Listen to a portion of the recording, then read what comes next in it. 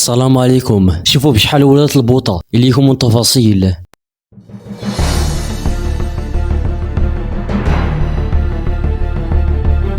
كشف مصدر حكومي مطلع أن الزيادة الأولى في أسعار أسطوانات الغاز ستدخل حيز التنفيذ بدءا من أبريل المقبل، وبذلك سترتفع أسعار أسطوانات الغاز اعتبارا من ذلك التاريخ، لتنتقل من 40 درهم حاليا إلى 50 درهما، على أن تواصل هذه المادة الحيوية ارتفاعها كما سبق.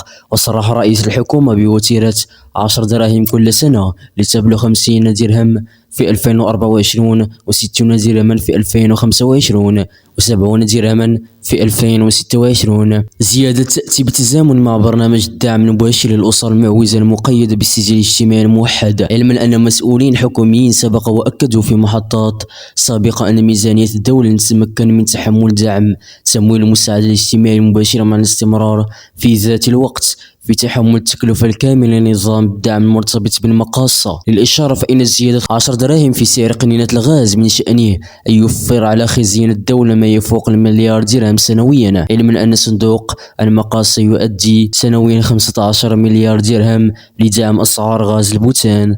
وفي الأخير ندعوكم مشاهدينا الكرام بالاشتراك في القناة وتفعيل زر الجرس.